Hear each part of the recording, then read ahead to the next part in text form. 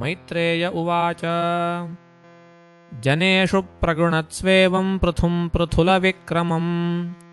तत्रोपजग्मुर्मुनयश्चत्वारः सूर्यवर्चसः तांस्तु सिद्धेश्वरान् राजा व्योम्नोऽवतरतोऽर्चिषा लोकानपापान् कुर्वन्त्यासानुगोचष्टलक्षितान् तद्दर्शनोद्गतप्राणान् प्रत्यादित्सुरिवोत्थितः ससदस्यानुगो वैन्य इन्द्रियेषो गुणानिव गौरवाद्यन्त्रितः सभ्यः प्रश्रयानतकन्धरः विधिवत्पूजयाञ्चक्रे गृहीतार्घ्यार्हणासनान् तत्पादशौचसलिलैर्मार्जितालकबन्धनः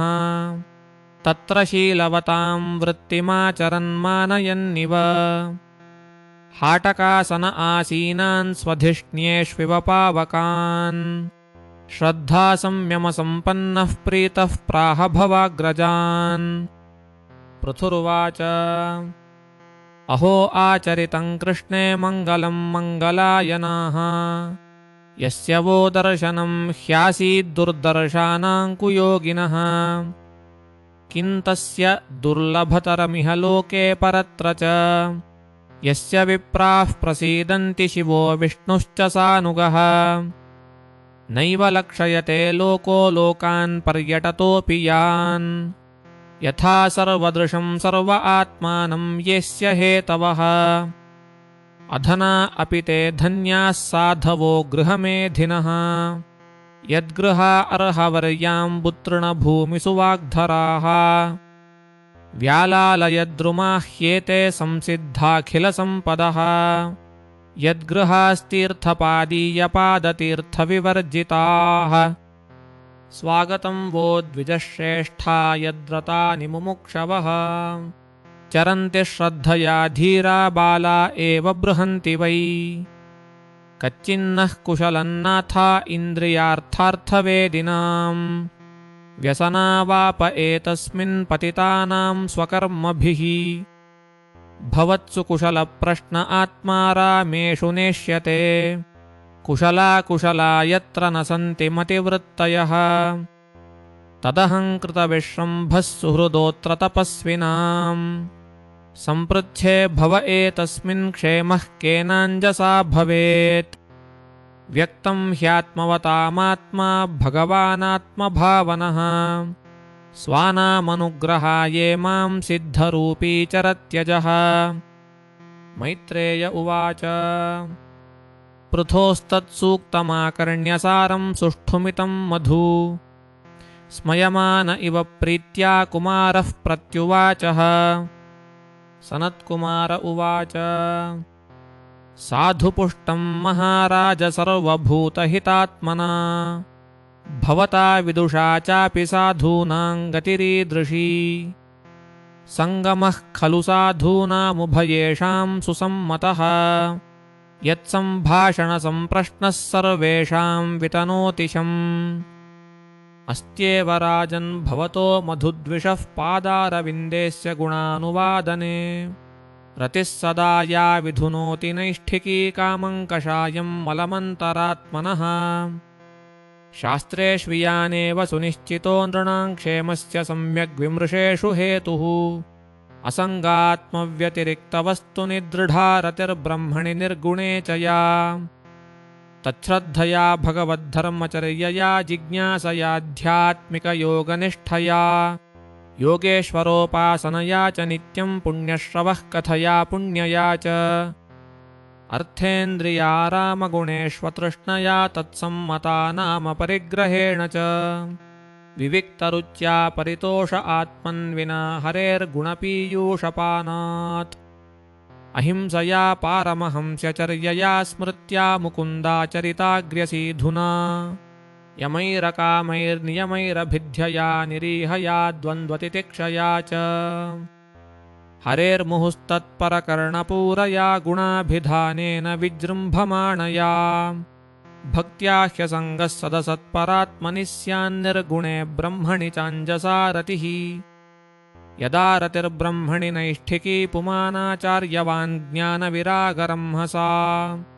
दहत्यबीजं हृदयं जीवकोशं पञ्चात्मकं योनिमिवोत्थितोऽग्निः दग्धाशयो मुक्तसमस्ततद्गुणो नैवात्मनो बहिरन्तर्विचष्टे परात्मनोर्यद्व्यवधानं पुरस्तात् स्वप्ने यथा पुरुषस्तद्विनाशे आत्मानमिन्द्रियार्थं च परं यदुभयोरपि सत्याशय उपाधौ वै पुमान् पश्यति नान्यदा निमित्ते सति सर्वत्र जलादावपि पूरुषः आत्मनश्च परस्यापि भिदां पश्यति नान्यदा इन्द्रियैर्विषयाकृष्टैराक्षिप्तं ध्यायतो मनः चेतनां हरते बुद्धेस्तुम्बस्तोयमिव ह्रदात् भ्रश्यत्यनुस्मृतिश्चित्तं ज्ञानभ्रंशस्मृतिक्षये तद्रोधं कवयः प्राहुरात्मापन्हवमात्मनः नातः परतरो लोके पुंसः स्वार्थव्यतिक्रमः यद्यस्त्यन्यस्य प्रेयस्त्वमात्मनः स्वव्यतिक्रमात् अथेन्द्रियार्थाभिध्यानं सर्वार्थापन्हवो नृणाम् स्रंसितो ज्ञानविज्ञानाद्येना विशति मुग्धताम् न कुर्यात् कर्हिचित् सङ्गं तमस्तीव्रन्ति तीर्षुणा धर्मार्थकाममोक्षाणां यदत्यन्तविघातकम् तत्रापि मोक्ष एवार्थ आत्यन्तिकत येष्यते त्रैवर्ग्यार्थो यतो नित्यं कृतान्तभयसंयुतः परावरे च ये भावा गुणव्यतिकरादनु न तेषां विद्यते क्षेम ईश विध्वंसिताशिषाम् मनोमात्रमिदं विश्वं यथा स्वप्ने मनः क्रिया क्रिया च वासनामात्रं सा नीहायां प्रलीयते आत्मा त्वनीहया साक्षात् स्वयं ज्योतिः प्रसिद्ध्यति एवं व्युदस्यात्ममायां भिदामुपरमेन्मुनिः न यत्र निद्रा मूर्च्छा वा नार्थदृक् च मनोरथः नानुवृत्तिर्न प्रलयस्तद्ब्रह्म विजितात्मनः तत्त्वन्नरेन्द्रजगतामथतस्थुषां च देहेन्द्रियासुधिषणात्मभिरावृतानां यः क्षेत्रवित्त्वमनयोर्हृदि विश्वगाधिः प्रत्यक्चकास्ति भगवांस्तमवैः सोऽस्ति यस्मिन्निदं सदसदात्मतया विभाति माया विवेकविधुतिस्रजिवा हि बुद्धिः तन्नित्यमुक्तपरिशुद्धविबुद्धतत्त्वं प्रत्यूढकर्मकलिलप्रकृतिं प्रपद्ये यत्पादपङ्कजपलाशविलासभक्त्या कर्माशयग्रथितमुद्ग्रथयन्ति सन्तः तत्त्वन्न तद्विमतयोऽपि विरुद्धमार्गस्रोतो गुणास्तमरणं व्रजवासुदेवम् कृच्छ्रो महानिह भवार्णवमप्लवेशाः षड्वर्गनक्रमसुखेन तितीर्षन्ति तत्त्वं हरेर्भगवतो भजनीयमङ्घ्रिं कृत्वोडुपं व्यसनमुत्तरदुस्तरार्णम् मैत्रेय उवाच स एवं ब्रह्मपुत्रेण कुमारेणात्ममेधसा दर्शितात्मगतिः सम्यक् प्रशस्योवाच तन्नृपः पृथुरुवाच कृतो मेऽनुग्रहः पूर्वं हरिणार्तानुकम्पिना तमापादयितुं ब्रह्मन् भगवन् यूयमागताः निष्पादितं च कार्त्स्न्येन भगवद्भिर्घृणालुभिः साधु दत्तं हि सर्वं मे आत्मना सह किं ददे प्राणादाराः सुता ब्रह्मन् ग्रहाश्च सपरिग्रहाः रायो महीबलं कोश इति सर्वं निवेदितम्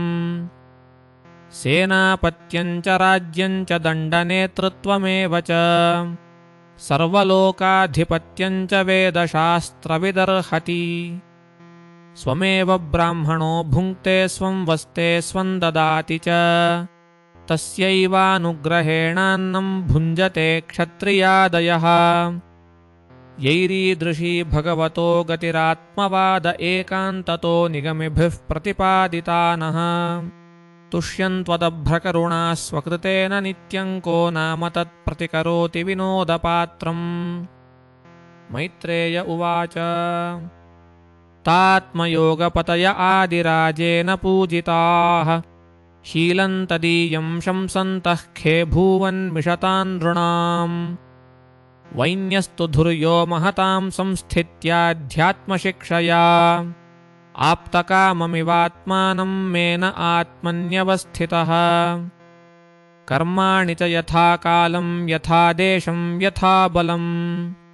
यथोचितं यथा वित्तमकरोद्ब्रह्मसात्कृतम् फलं ब्रह्मणि विन्यस्य निर्विषङ्गः समाहितः कर्माध्यक्षं च मन्वान आत्मानं प्रकृतेः परम्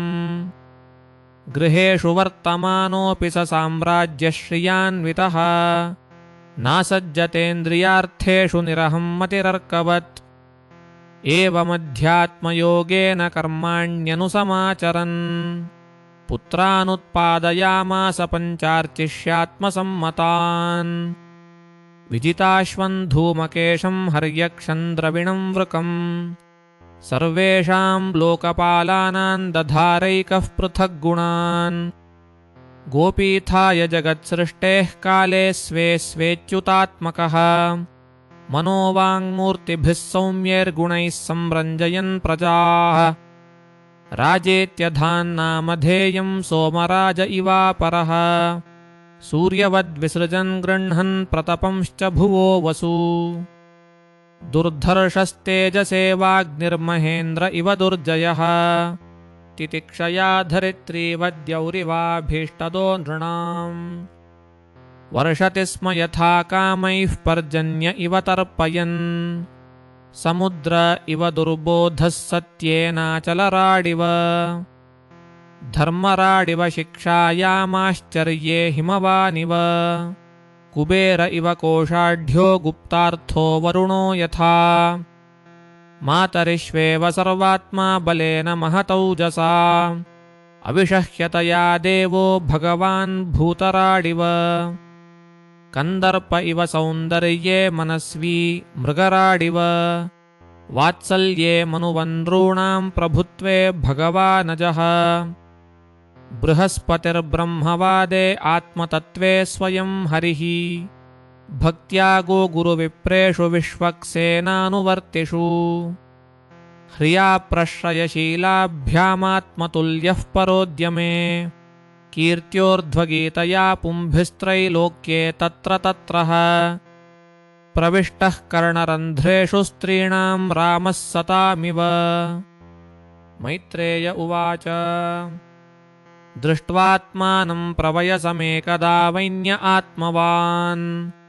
आत्मना वर्धिताशेषसानुसर्गः प्रजापतिः जगतस्तस्थुषश्चापि वृत्तिदो धर्मभृत्सताम् निष्पादितेश्वरादेशो यदर्थमिह जग्मिवान् आत्मजेष्वात्मजान्यस्य विरहाद्रुदतीमिव प्रजासु विमनास्वेकः सदा रोगात्तपोवनम् तत्रापाद्यात्मनियमो वैखानससु सम्मते आरब्ध उग्रतपसि यथा स्वविषये पुरा कन्दमूलफलाहारः शुष्कपर्णाशनः क्वचित् अभक्षः कतिचित्पक्षान् वायुभक्षस्ततः परम् ग्रीष्मे पञ्चतपावीरो वर्षाश्वासारषाण्मुनिः आकण्ठमग्नः शिशिर उदके स्थण्डिलेशयः तितिक्षुर्यतवाग्दान्त ऊर्ध्वरेताजितानिलः आरिराधयिषुः कृष्णमाचरत्तप उत्तमम् तेन क्रमानुसिद्धेन ध्वस्तकर्मामलाशयः प्राणायामैः सन्निरुद्धषड्वर्गच्छिन्नबन्धनः सनत्कुमारो भगवान् यदाहाध्यात्मिकं परम् योगन्तेनैव पुरुषमभजत्पुरुषर्षभः भगवद्धर्मिणः साधो श्रद्धया यततः सदा भक्तिर्भगवति ब्रह्मण्यनन्यविषयाभवत् तस्यानया भगवतः परिशुद्धकर्मसत्त्वात्मनस्तदनुसंस्मरणानुपूव्या ज्ञानं विरक्तिमदभून्निशितेन येन चिच्छेदसंशयपदं निजजीवकोशम् छिन्नान्यधीरधिगतात्मगतिर्निरीहस्तत्तत्यजेच्छिनदिदं वयुनेन येन तावन्न योगगतिभिर्यतिरप्रयत्नो यावद्गदाग्रजकथासुरतिन्न कुर्यात्। एवं स वीरप्रवरः संयोज्यात्मानमात्मनि ब्रह्मभूतो दृढं काले तत्याजस्वकलेवरम्। सम्पीड्यपायुं पार्ष्णिभ्यां वायुमुत्सर्पयन् शनैः नाभ्यां कोष्ठेष्वस्थाप्य हृदुरः कण्ठशीर्षणी उत्सर्पयन्नसून्मूर्ध्नि क्रमेणावेश्य निःस्पृहः। वायुं वायौक्षितौकायं तेजस्तेजस्य यूयुजत्। खान्याकाशे द्रवन्तो ये यथा स्थानं विभागशः। क्षितिमंभसि तत्तेजस्य दो वायौ नभस्य मुम्। इन्द्रियाणि समस्तानि तन्मात्राणि यथोद्भवम्। भूतादिस्तान् समुत्क्षिप्य महत्यात्मनि सन्दधे। तं सर्वगुणविन्यासं जीवे मायामये न्यधात्। तञ्चानुशयमात्मस्थमसा वनुषयी पुमान्। ज्ञानवैराग्यवीर्येण स्वरूपस्थो व्यधात् प्रभुः। अर्चिर्नाम महाराज्ञी तत्पत्न्यनुगता वनम्। सुकुमार्यतदर्हा च यत्पद्भ्यां स्पर्शनं भुवः। अतीव भर्तुर्व्रतधर्मनिष्ठया शुश्रूषया चार्षदेहयात्रया। नाविन्दतार्तिं व्रतकर्षितापि सा प्रेयस्करस्पर्शनमाननिर्वृता। देहं विपन्नाखिलचेतनादिकं पत्युः पृथिव्यादयितस्य चात्मनः। आलक्ष्य किञ्चिच्च विलप्य सा सती चितामथारोपयदद्रिसानुनी। विधाय कृत्यं व्रदिनी जलाप्लुता दत्वोदकं भर्तुरुदारकर्मणः। नत्वादिविस्थां त्रिदशां स्त्रिः परीत्य विवेशवह्निं ध्यायति भर्तृपादम्। विलोक्यानुगतां साध्वीं पृथुं वीरवरं पतिं।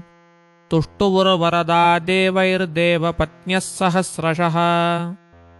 कुर्वन्त्यः कुसुमासारं तस्मिन् मन्दरसानुनी। नदत्स्वमरतूर्येषु गृह्णन्ति स्म परस्परम्। देव्य ऊचुः अहो इयं वधूर्धन्या या चैवं भूभुजां पतिम्। सर्वात्मना पतिं भेजे यज्ञेशं श्रीवधूरिव। सैषा नूनं व्रजत्यूर्ध्वमनुवैन्यं पतिं सती। पश्यतोऽस्मानतीत्यार्चिर्दुर्विभाव्येन कर्मणा। तेषां दुरापङ्किन्त्वन्यन्मर्त्यानां भगवत्पदम्। विद्युल्लोलायुषो ये वै नैष्कर्म्यं साधयन्त्युत। स वञ्चितो बतात्मधृक्कृच्छ्रेण महता भुवि। लब्ध्वापवर्ग्यं मानुष्यं विषयेषु विषज्जते। मैत्रेय उवाच स्तुवन्तीष्वमरस्त्रीषु पतिलोकं गता वधूः। यं वा आत्मविदान् धुर्यो वैन्यः प्रापाच्युताशयः। इत्थं भूतानुभावोऽसौ पृथुः स भगवत्तमः। कीर्तितं तस्य चरितमुद्दामचरितस्य ते। यैदं सुमहत्पुण्यं श्रद्धया वहितः पठेत्। श्रावयेत् शृणुयाद्वापि स पृथोः पदवीमियात्। ब्राह्मणो ब्रह्मवर्चस्वी राजन्यो जगतीपतिः। वैश्यः पठन् विष्पतिः स्याच्छूद्र उत्तमतामियात्। त्रिः कृत्व इदमाकर्ण्य नरो नार्यथवा धृतः। अप्रजः सुप्रजतमो निर्धनो धनवत्तमः। इदं स्वस्त्ययनं पुंसाममङ्गल्यनिवारणम्। धन्यं यशस्यमायुष्यं स्वर्ग्यं कलिमलापहम्। धर्मार्थकाममोक्षाणां सम्यक् सिद्धिमभीप्सुभिः। श्रद्धयैतदनुश्राव्यं चतुर्णां कारणं परम्। सङ्ग्रामाभिमुखो राजा श्रुत्वैतदनुयाति यान्। बलिं तस्मै हरन्त्यग्रे राजानः पृथवे यथा। मुक्तान्यसङ्गो भगवत्यचलां भक्तिमुद्वहन्। वैन्यस्य चरितं पुण्यं शृणुयाच्छ्रावयेत्पठेत्। वैचित्रवीर्याभिहितं महन्माहात्म्यसूचकम्। अस्मिन् कृतमतिर्मर्त्यः पार्थवीं गतिमाप्नुयात्। अनुदिनमिदमादरेण शृण्वन् पृथुचरितं प्रथयन् विमुक्तसङ्गः भगवति भवसिन्धुपारभूते स च निपुणां लभते रतिं मनुष्यः। मैत्रेय उवाच विजिताश्वोऽथ राजासीत् पृथुपुत्रः पृथुश्रवाः यवीयेभ्यो ददात् काष्ठाभ्रातृभ्यो भ्रातृवत्सलः हर्यक्षायादिशत् प्राचीन् धूम्रकेशाय दक्षिणाम् प्रतीचीं वृकसंज्ञाय तुर्यान् द्रविणसे विभुः अन्तर्धानगतिं शक्राल्लब्ध्वान्तर्धानसंज्ञितः अपत्यत्रयमाधत्तशिखण्डिन्यां सुसम्मतः पावकः पवमानश्च शुचिरित्यग्नयः पुरा वसिष्ठशापादुत्पन्नाः पुनर्योगगतिं गताः अन्तर्धानो नभस्वत्यां हविर्धानमविन्दत य इन्द्रमश्वहर्तारं विद्वानपि न जघ्निवान् राज्ञां वृत्तिकरादानन्दण्डशुल्कादिदारुणम् मन्यमानो दीर्घसत्रव्याजेन विससर्जः तत्रापि हंसं पुरुषं परमात्मानमात्मदृक् यजंस्तल्लोकतामापपरमेण समाधिना हविर्धानाद्धविर्धानी विदुरासूतषट्सुतान् बर्हिष्मन्तं गयं शुक्लं कृष्णं सत्यञ्जितव्रतम् बर्हिष्मत्तु महाभागो हाविर्धानिः प्रजापतिः क्रियाकाण्डेषु निष्णातो योगेषु च कुरुद्वः यस्येदन्देवयजनमनुयज्ञं वितन्वतः प्राचीनाग्रैः कुशैरासीदास्तृतं वसुधातलम् सामुद्रीं देवदेवोक्तामुपयेमे शतद्रुतिम् यां वीक्ष्य चारु सर्वाङ्गीं किशोरीं सुष्ट्वलङ्कृताम् परिक्रमन्तीमुद्वाहे चकमेऽग्निःशुकीमिव विबुधासुरगन्धर्वमुनिसिद्धमहोरगाः विजिताः सूर्यया दिक्षु क्वणयन्त्यैव नूपुरैः प्राचीनबर्हिषः पुत्राः शतद्रुत्यान् दशाभवन् तुल्यनामं व्रताः सर्वे वेदस्नाताः प्रचेतसः पित्रादिष्टाः प्रजासर्गे तपसेर्णवमाविशन् दशवर्षसहस्राणि तपसार्चंस्तपस्विनः यदुक्तं पथि दृष्टेन गिरिशेन प्रसीदता तद्ध्यायन्तो जपन्तश्च पूजयन्तश्च संयताः। विदुर उवाच प्रचेतसाङ्गिरित्रेण यथासीत् पथि सङ्गमः यद्वाप्याह हरः प्रीतस्तन्नो ब्रह्मन्वदार्थवत् सङ्गमः खलु विप्रर्षे शिवेन हि शरीरिणाम् दुर्लभो मुनयो दध्युरसङ्गायमभीप्सितम् आत्मारामोऽपि यस्त्वस्य लोककल्पस्य राधसे शक्त्या युक्तो विचरति तीव्रया भगवान् भवः। मैत्रेय उवाच प्रचेतसः पितुर्वाक्यं शिरसाधाय साधवः दिशं प्रतीचीं प्रययुस्तपस्या धृतचेतसः समुद्रमुपविस्तीर्णमपश्यन् सुमहत्सरः महन्मन इव स्वच्छं प्रसन्नसलिलाशयम् नीलरक्तोत्पलाम्भोजकह्लारेन्दीवराकरम् हंससारसचक्राह्वकारण्डवनिकूजितम् मत्तभ्रमरसौस्वर्यः हृष्टरोमलताङ्घ्रिपम् पद्मकोशरजो दिक्षु विक्षिपत्पवनोत्सवम् तत्र गान्धर्वमाकर्ण्य दिव्यमार्गमनोहरम् विसिस्मिरे राजपुत्रा मृदङ्गपणवाद्यनु तर्ह्येव सरसस्तस्मान्निष्क्रामन्तं सहानुगम् उपगीयमानममरप्रवरं विबुधानुगैः तप्तहे मणिकर्षाभं शितिकण्ठं त्रिलोचनम् प्रसादसुमुखं वीक्ष्य प्रणेमुर्जातकौतुकाः सतान् प्रपन्नार्तिहरो भगवान् धर्मवत्सलः धर्मज्ञानशीलसम्पन्नान् प्रीतान् प्रीत उवाचः। रुद्र उवाच यूयं बर्हिषदः पुत्रा विदितं वश्चिकीर्षितम् अनुग्रहाय भद्रं व एवं मे दर्शनं कृतम् यः परस्तमसः साक्षात् त्रिगुणाज्जीवसंज्ञितात् भगवन्तं वासुदेवं प्रपन्नः स प्रियो हि मे स्वधर्मनिष्ठः शतजन्मभिः पुमान् विरिञ्चतामेति ततः परं हि माम् अव्याकृतं भागवतोऽथ वैष्णवं पदं यथार्हं विविधैः कलात्यये अथ भागवता यूयं प्रियास्थ भगवान् यथा न मे भागवतानां च प्रेयानन्योऽस्ति कर्हिचित् इदं विविक्तं जप्तव्यं पवित्रं मङ्गलं परम् निःश्रेयसकरं चापि श्रूयतां यद्वदामि वः। मैत्रेय उवाच इत्यनुक्रोशहृदयो भगवानाहताञ्छिवः बद्धाञ्जलीन् राजपुत्रान् नारायणपरो वचः। रुद्र उवाच जितं व आत्मविद्धुर्याः स्वस्तये स्वस्तिरस्तु वः भवतां राधसे राध्यं सर्वस्मा आत्मने नमः। नमः पङ्कजनाभाय भूतसूक्ष्मेन्द्रियात्मने वासुदेवाय शान्ताय कूटस्थाय स्वरोचिषे संकर्षणाय सूक्ष्माय दुरन्तायान्तकाय च नमो विश्वप्रबोधाय प्रद्युम्नायान्तरात्मने नमो नमो निरुद्धाय हृषीकेशेन्द्रियात्मने नमः परमहंसाय पूर्णाय निभृतात्मने स्वर्गापवर्गद्वाराय नित्यं शुचिषदे नमः।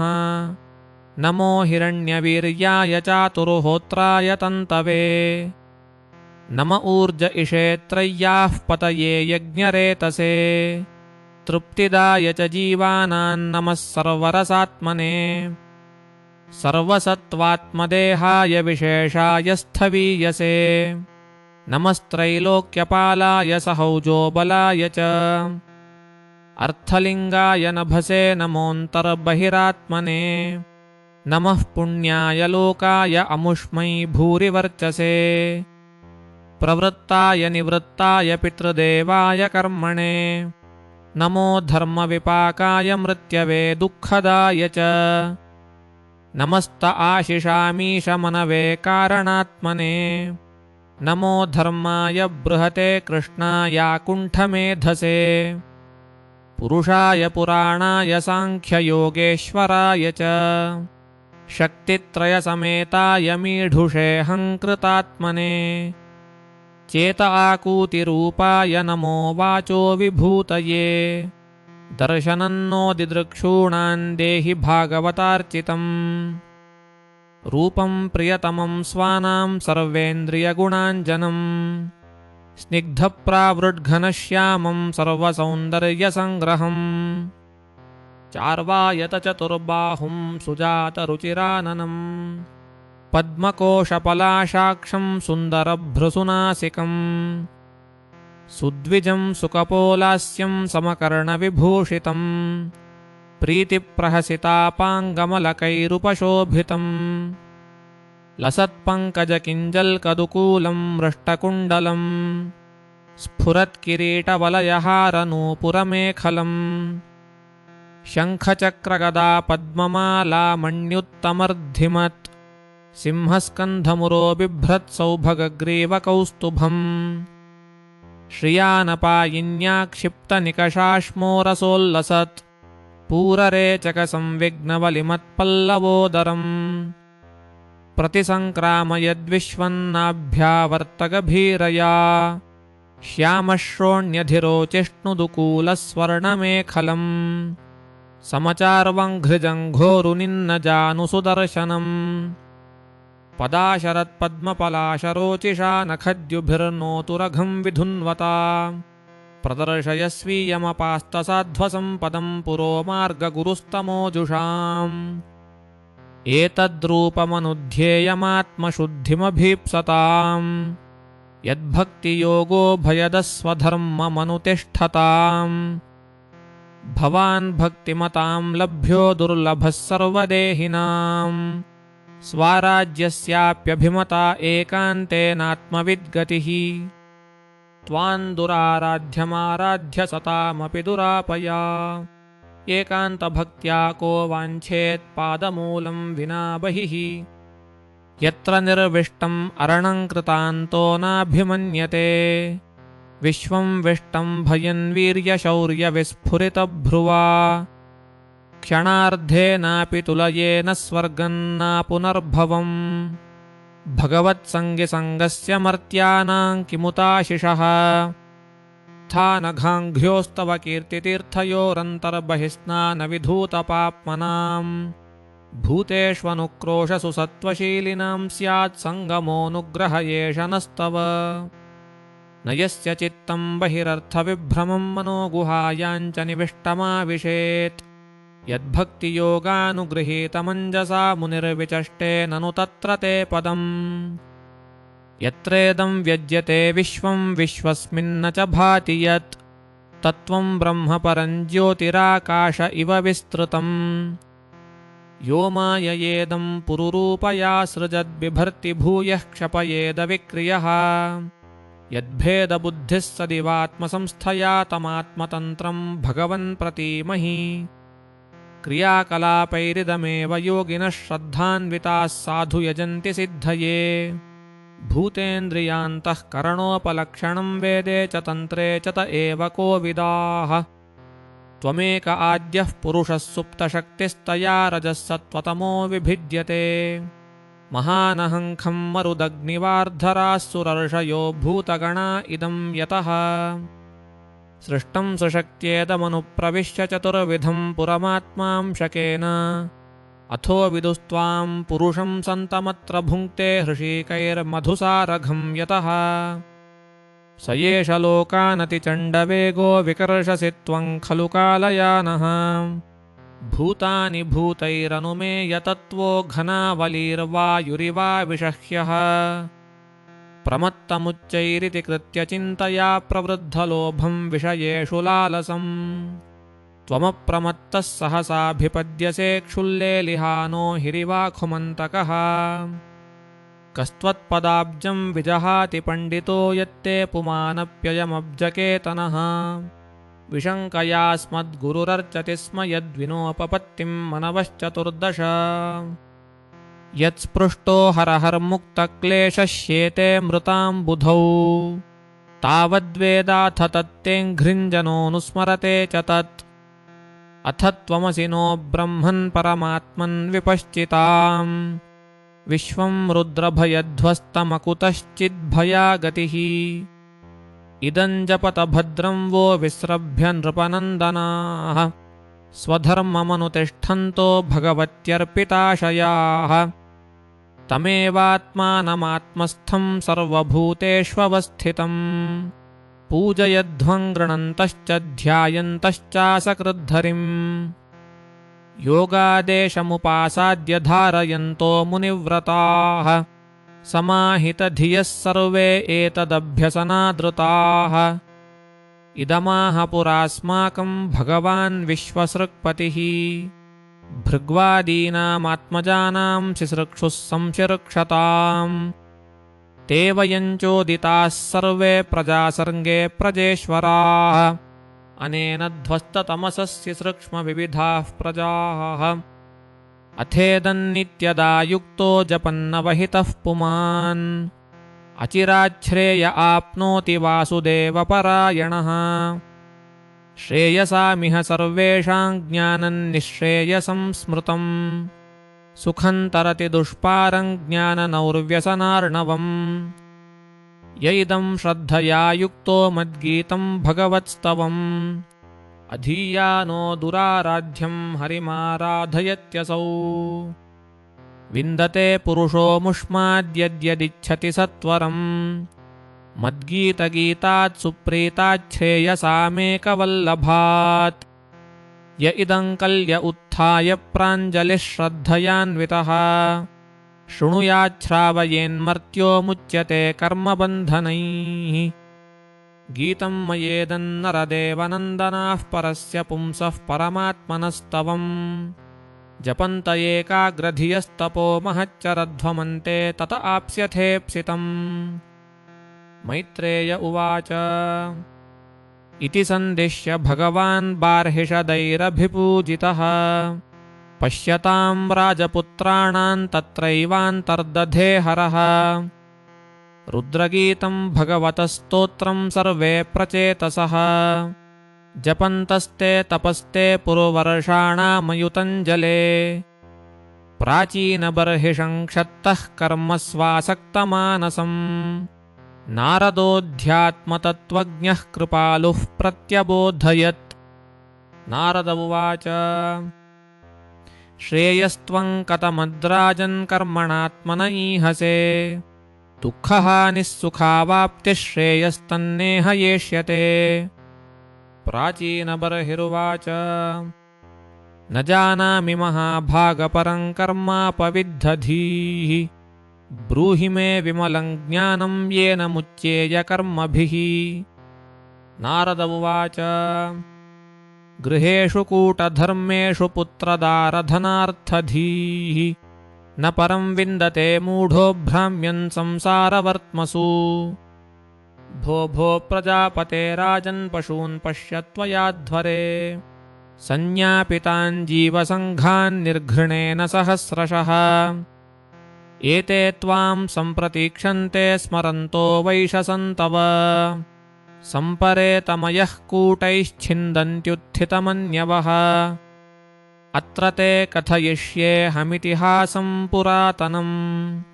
पुरञ्जनस्य चरितं निबोध गदतो मम। आसीत् पुरञ्जनो नाम राजा राजन् बृहच्छ्रवाः तस्या विज्ञातनामासीत् सखा विज्ञातचेष्टितः।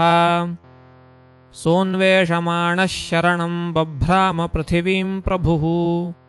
नानुरूपं यदा विन्ददभूत् स विमना इव। न साधुमेनेताः सर्वा भूतले यावतीः पुरः कामान् कामयमानोऽसौ तस्य तस्याभिपत्तये।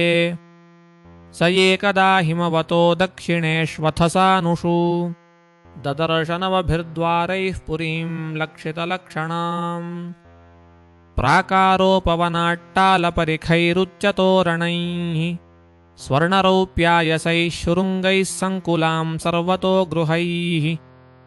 नीलस्फटिकवैदूर्यमुक्तामरकतारुणैः कृप्तहर्म्यस्थलीं दीप्तां श्रिया भोगवतीमिव। सभाचत्वररथ्याभिराक्रीडायतनापणैः चैत्यध्वजपताकाभिर्युक्तां विद्रुमवेदिभिः पुर्यास्तु बाह्योपवने दिव्यद्रुमलताकुले नदद्विहङ्गालिकुलकोलाहलजलाशये हिमनिर्झरविपृष्मत्कुसुमाकरवायुना चलत्प्रवालविटपिनलिनीतटसम्पदि नानारण्यमृगव्रातैरनाबाधे मुनिव्रतैः आहूतं मन्यते पान्थो यत्र कोकिलकूजितैः। यदृच्छया गतां तत्र ददर्श प्रमदोत्तमाम् भृत्यैर्दशभिरायान्तीमेकैकशतनायकैः तेषां परिवृढो राजन् सर्वेषां बलिमुद्वहन्। सस्त्रीकाणां सखा तस्या बहुरूपोऽग्रणी स्त्रियः पञ्चशीर्षाहिना गुप्तां प्रतिहारेण सर्वतः अन्वेषमाणा मृषभमप्रौढां कामरूपिणीं सुनासां सुदतीं बालां सुकपोलां वराननां समविन्यस्तकर्णाभ्यां बिभ्रतीं कुण्डलश्रियम् पिशङ्गनीवीं सुश्रोणीं श्यामां कनकमेखलां पद्भ्यां क्वणद्भ्यां चलतीं नूपुरैर्देवतामिव। स्तनौ व्यञ्जितकैशोरौ समवृत्तौ निरन्तरौ वस्त्रान्तेन निगूहन्तीं व्रीडया गजगामिनीं तामाहललितां वीरः सव्रीडस्मितशोभिनीं स्निग्धेनापाङ्गपुङ्खेन स्पृष्टः प्रेमभ्रमद्भ्रुवा का त्वं कञ्जपलाशाक्षि कस्यासीह कुतः सती इमामुपपुरीं भीरुकिञ्चिकीर्षसि शंसमे क एतेऽनुपथा एत एकादशमहाभटाः एतावाललना सुभ्रुको यन्ते हि पुरःसरः त्वं ह्रीर्भवान्यस्यथवाग्रमापतिं विचिन्वती किं मुनिवद्रहो वने त्वदङ्घ्रिसाम्याप्तसमस्तकामः क्वत्पद्मकोशः पतितः कराग्रात् नासां वरोर्वन्यतमा भुवि स्पृक्पुरीमिमां वीरवरेण साकम् अर्हस्यलङ्कर्तुमदभ्रकर्मणा लोकं परं श्रीरिव यज्ञपुंसा यदेशमापाङ्गविखण्डितेन्द्रियं सव्रीडहासे क्षणविभ्रमद्भ्रुवः तवोपसृष्टो भगवान् मनोभवः प्रबाधतेऽथानुगृहाण शोभने त्वदाननं शुभ्रुसुतारलोचनं व्यालम्बिनीलालकवृन्दसंवृतम् उन्नीय मे दर्शय वल्गुवाचकं यद्व्रीडयानाभिमुखं शुचिस्मिते इत्थं पुरञ्जनन्नारी याचमानमधीरवत् अभ्यभाषत तं वीरं हसन्ती वीरमोहिनी न विदाम वयं सम्यक् कर्तारं पुरुषर्षभ आत्मनश्च परस्यापि गोत्रं नाम च यत्कृतम् इहाद्य सन्तमात्मानं विदाम न ततः परम् येनेयन्निर्मिता वीरपुरी शरणमात्मनः एते सखायः सख्यो मे नरा नार्यश्च मानद सुप्तायां मयि जागर्ति नागोऽयं पालयन् पुरीम् दिष्ट्या गतोऽसि भद्रन्ते ग्राम्यान् भोगानभीप्ससे उद्वहिष्यामि त्वां स्नेहं स्वबन्धुभिररिन्दमा इमान् त्वमधितिष्ठस्व पुरीं नवमुखीं विभो मयोपनीतान् गृह्णानः कामभोगान् शतं समाः का नु त्वदन्यं रमयेदरतिज्ञमकोविदम् असाम्परायाभिमुखमश्वस्तनविदं पशुम् धर्मो ह्यत्रार्थकामौ च प्रजानन्दोऽमृतं यशः लोकाविशोकाविरजायान्न केवलिनो विदुः पितृदेवर्षिमर्त्यानां भूतानामात्मनश्च क्षेम्यं वदन्ति शरणं भवेस्मिन् यद्गृहाश्रमम् का नाम वीरविख्यातं वदान्यं प्रियदर्शनम् न वृणीतपतिं प्राप्तं मादृशी त्वादृशं स्वयम् कस्यामनस्ते भुजगेन्द्रभोगयो स्त्रियो न सज्जेद्भुजयोर्महाभुज यो नाथवर्गाधिमलं घृणोद्धतस्मितावलोकेन चरस्य पोहितुम् नारद उवाच इति तौ दम्पती तत्र समुह्य समयं मिथः तां प्रविश्य पुरीं राजन्मुमुदाते शतं समाः उपगीयमानो ललितं तत्र तत्र च गायकैः क्रीडन् परिवृतस्त्रीभिर्हृदिनीमाविशच्छुचौ सप्तोपरिकृता द्वारः पुरस्तस्यास्तु द्वे अधः पृथग्विषयगत्यर्थं तस्यां यः कश्चनेश्वरः पञ्चद्वारस्तु पौरस्त्या दक्षिणैका तथोत्तरा पश्चिमे द्वे अमूषान्ते नामानि नृपवर्णये खद्योताविर्मुखी च प्राग्द्वारावेकत्र निर्मिते विभ्राजितं जनपदं याति ताभ्यां द्युमत्सखः नलिनी नालिनी च प्राग्द्वारावेकत्र निर्मिते अवधूतसखस्ताभ्यां विषयं याति सौरभम् मुख्यानामपुरस्ताद्वास्तया पणबहूदनौ विषयौ याति पुरराट्रसज्ञविपणान्वितः पितृभूर्नृपपुर्याद्वाः दक्षिणेन पुरञ्जनः राष्ट्रं दक्षिणपाञ्चालं याति श्रुतधरान्वितः देवभूर्नामपुर्याद्वाह उत्तरेण पुरञ्जनः राष्ट्रमुत्तरपाञ्चालं याति श्रुतधरान्वितः आसुरीनाम पश्चाद्वास्तया याति पुरञ्जनः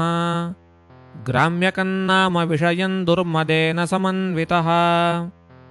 निरतिर्नाम पश्चाद्वास्तया याति पुरञ्जनः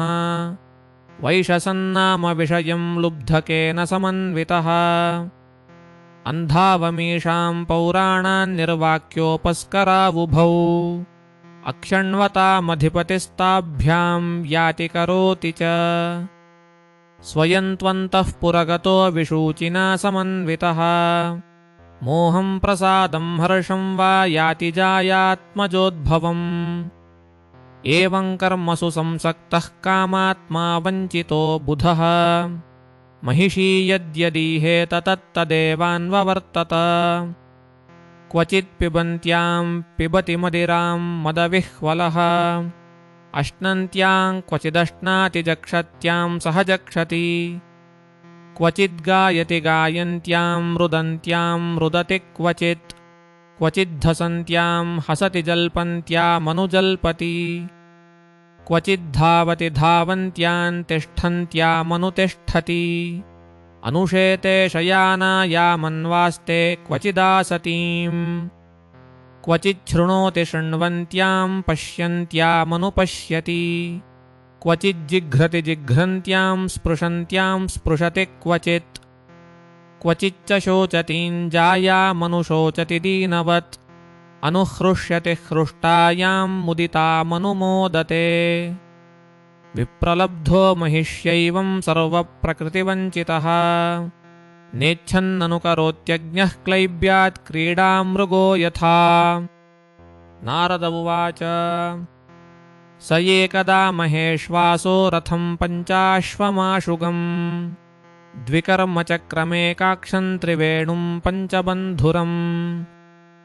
एकरश्म्येकदमनमेकनीडं द्विकूबरम् पञ्चप्रहरणं सप्तवरूथं पञ्चविक्रमम् हेमोपस्करमारुह्य स्वर्णवर्माक्षयेषुधिः एकादश च मूनाथः पञ्चप्रस्थमगाद्वनम् चचार मृगयान् तत्र दृप्त आत्तेषु कार्मुकः विहाय जायामतदर्हां मृगव्यसनलालसः आसुरीं वृत्तिमाश्रित्य घोरात्मा निरनुग्रहः न्यहनन्निशितैर्बाणैर्वनेषु वनगोचरान् तीर्थेषु श्रुतिदृष्टेषु राजा मेध्यान् पशून् वने यावदर्थमलं लुब्धो हन्यादिति नियम्यते य एवं कर्म नियतं विद्वान् कुर्वीत वा न वा कर्मणा तेन राजेन्द्रज्ञानेन स न लिप्यते अन्यथा कर्म कुर्वाणः कामारूढो निबध्यते गुणप्रवाहपतितो नष्टप्रज्ञो व्रजत्यधः तत्र निर्भिन्नगात्राणां चित्रवाजैः शिलीमुखैः विप्लवो भूद्दुःखितानां दुस्सहः करुणात्मनाम् शशान् वराहान् महिषान् गवयान् रुरुशल्यकान् मेध्यानन्याश्च विविधान् विनिघ्नन् श्रममध्यगात् ततः शुत्रुट्परिश्रान्तो निवृत्तो गृहमेयिवान् कृतस्नानोचिताहारः संविवेशगतक्लमः आत्मानमर्हयाञ्चक्रे धूपलेपस्रगादिभिः साध्वलङ्कृतसर्वाङ्गो महिष्यामादधे मनः तृप्तो हृष्टः सुदृप्तश्च कन्दर्पाकृष्टमानसः नव्यचष्टवरारोहां गृहिणीं गृहमेधिनीम् अन्तःपुरस्त्रियो पृच्छद्विमना इव वेदिशन् अपि वः कुशलं रामास्येश्वरीणां यथा पुरा न तथैतर्हि रोचन्ते गृहेषु गृहसम्पदः यदि न स्याद्गृहे माता पत्नी वा पतिदेवता व्यङ्गे रथ इव प्राज्ञः को नामासीतदीनवत् क्व वर्तते सा ललना मज्जन्तं व्यसनार्णवे या मामुद्धरति प्रज्ञान् दीपयन्ती पदे पदे रामावूचुः नरनाथ न जानीमस्त्वत्प्रिया यद्व्यवस्यति भूतले निरवस्तारे शयानां पश्य शत्रुहन् नारद उवाच पुरञ्जनस्वमहिषीन्निरीक्ष्यावधूतां भुवि तत्सङ्गोन्मथितज्ञानो वैक्लव्यं परमं ययौ सान्त्वयन् श्लक्ष्णया वाचा हृदयेन विदूयता प्रेयस्याः प्रेमसंरम्भलिङ्गमात्मनि नाध्यगात् अनुनिन्येऽथ शनकैर्वीरो नुनयको विदः पस्पर्शपादयुगलमाह चोत्सङ्गलालिताम् नूनं त्वकृतपुण्यास्ते भृत्या येष्वीश्वराः शुभे कृतागस्वात्मसात् कृत्वा शिक्षादण्डन्न युञ्जते परमानुग्रहो दण्डो भृत्येषु प्रभुणार्पितः बालो न वेद तत्तन्विबन्धुकृत्यममर्षणः सात्वं मुखं सुदति शुभ्रवनुरागभारव्रीडाविलम्बविलसद्धसितावलोकम् नीलालकालिभिरुपस्कृतमुन्नसन्नस्वानां प्रदर्शय मनस्विनि वल्गुवाक्यम् तस्मिन् दधेदममहं तव वीरपत्न्योऽन्यत्र भूसुरकुलात् कृतकिल्बिषस्तम् पश्येन वीतभयमुन्मुदितं त्रिलोक्यां क्रुद्धस्य वै मुररिपोरितरत्र दासात् वक्त्रन्न ते वितिलकं मलिनं विहर्षं संरम्भ भीममविमृष्टमपेतरागम् पश्येस्तनावपि शुचोपहतौ सुजातौ बिम्बाधरं विगतकुङ्कुमपङ्करागम् तन्मे प्रसीद सुहृदः कृतकिल्बिषस्य स्वैरङ्गतस्य मृगयां व्यसनातुरस्य कादेवरं वशगतं कुसुमास्त्रवेगविस्रस्तपौंस्यमुशती न भजेत कृत्ये नारद उवाच इत्थं पुरञ्जनं सध्यग्वशमानीय विभ्रमैः पुरञ्जनी महाराजरे मे रमयती पतिम् स राजा महिषीं राजन् रुचिराम्बरसंवृताम् कृतस्वस्त्ययनान् तृप्तामभ्यनन्ददुपागताम् तयोपगूढः परिरब्धकन्धरो रहोनुमन्त्रैरपकृष्टचेतनः न कालरंहो बुबुधे दुरत्ययन् दिवा निशेति प्रमदापरिग्रहः शयान उन्नद्धमदो महामना महार्हतल्पे महिषी भुजोपधे तामेव वीरो मनुतव्यवायतस्तमोऽभिभूतो न निजं परं हि तत् तस्यैवं रममाणस्य कामकश्मलचेतसः क्षणार्धमिव राजेन्द्रव्यतिक्रान्तन्नवं वयः तस्यामजनयत्पुत्रान् पुरञ्जन्यां पुरञ्जनः शतान्येकादश विराडायुषोर्धमथात्यगात् दुहितॄर्दशोत्तरशतं पितृभ्रातृयशस्करीः शीलौदार्यगुणोपेताः पौरञ्जन्यः प्रजापते स पाञ्चालपतिः पुत्रान् पितृवंशविवर्धनान् दारैः संयोजयामास दुहितॄः सदृशैर्वरैः पुत्राणां चाभवन् पुत्रा एकैकस्य शतं शतम् येर्वै पौरञ्जनो वंशः पाञ्चालेषु समेधितः तेषु तद्रिक्तहारेषु गृहकोशानुजीविषु निगूढेन ममत्वेन विषयेष्वन्वबध्यत ईजे च क्रतुभिर्विप्रैर्दीक्षितः पशुमारकैः देवान् पितॄन् भूतपतीन् नानाकामो यथा भवान् युक्तेष्वेवं प्रमत्तस्य कुटुम्बासक्तचेतसः आससादस वै कालो यो प्रियः प्रिययोषिताम् चण्डवेग इति ख्यातो गन्धर्वाधिपतिर्नृप गन्धर्वास्तस्य बलिनः 6,000 गन्धर्व्यस्तावतीरस्य मैथुन्यश्च सितासिताः परिवृत्या विलुम्पन्ति सर्वकामान् विनिर्मितान् ते चण्डवेगानुचराः पुरञ्जनपुरीं यदा हर्तुमारेभिरे तत्र प्रत्यषेधत्प्रजागरः ससप्तभिश्शतैरेको विंशकेन शतं समाः पुरञ्जनपुराध्यक्षो गन्धर्वैर्युयुधे बली क्षीयमाणे स्वसामर्थ्ये एकस्य बहुभिर्युधि चिन्तां परां जगामार्तः स राष्ट्रपुरबान्धवः स एव पुर्यां मधुभुक् पाञ्चालेषु स्वपार्षदैः उपनीतं बलिं गृह्णन् स्त्रीजितो नाविदद्भयम् कालस्य दुहिता काचित् त्रिलोकीं वरमिच्छति पर्यटन्ती न बर्हिष्मन् प्रत्यनन्दत कश्चन दौर्भाग्येनात्मनो लोके विश्रुता दुर्भगेति सा यान्तुष्टो राजऋषये पिता दात्पूरवे वरम् कदाचिदटमाना सा ब्रह्मलोकान्महीं गतम्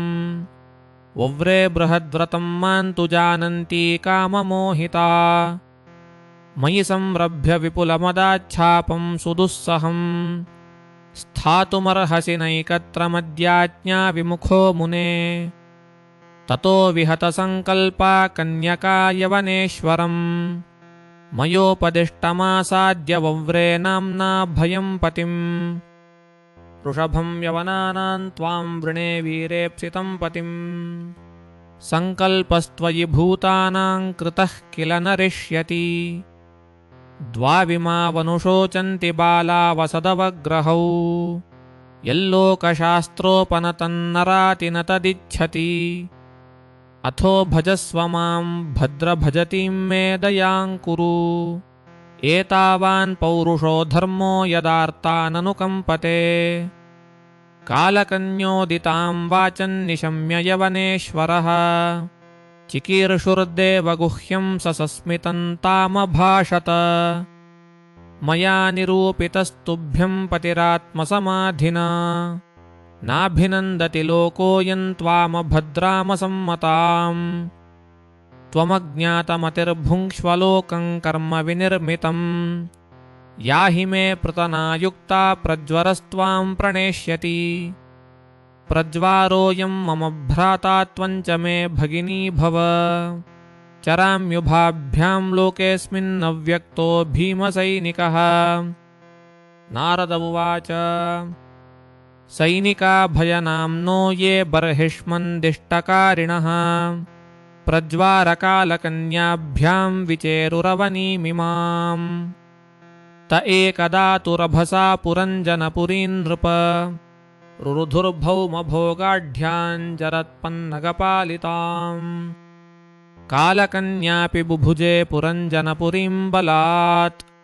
ययाभिभूतः पुरुषः सद्यो निस्सारतामियात् तयोपभुज्यमानां वै यवनाः सर्वतो दिशम् द्वार्भिः प्रविश्य सुभृशं प्रार्दयन् सकलां पुरीम् तस्यां प्रपीड्यमानायामभिमानी पुरञ्जनः अवापोरुविधांस्तापान् कुटुम्बी ममताकुलः कन्योपगूढो नष्टश्रीः कृपणो विषयात्मकः नष्टप्रज्ञो हतैश्वर्यो गन्धर्वयवनैर्बलात् विशीर्णां स्वपुरीं वीक्ष्य प्रतिकूलाननादृतान् पुत्रपौत्रानुगामात्यान् जायाञ्च गतसौहृदाम् आत्मानं कन्यया ग्रस्तं पाञ्चालानरिदूषितान् दुरन्तचिन्तामापन्नो न लेभे तत्प्रतिक्रियाम् कामानभिलषन् दीनो यातयामाश्च कन्यया गतात्मसंविन्निस्नेहः पुत्रदारांश्च लालयन् गन्धर्वयवनाक्रान्तां कालकन्योपमर्दिताम् हातुं प्रचक्रमे राजा तां पुरीमनिकामतः भयनाम्नोऽग्रजो भ्राता प्रज्वारः प्रत्युपस्थितः ददाहतां पुरीं कृत्स्नां भ्रातुः प्रियचिकीर्षया तस्यां सन्दह्यमानायां सपौरः सपरिच्छदः कौटुम्बिकः कुटुम्बिन्या उपातप्यतसान्वयः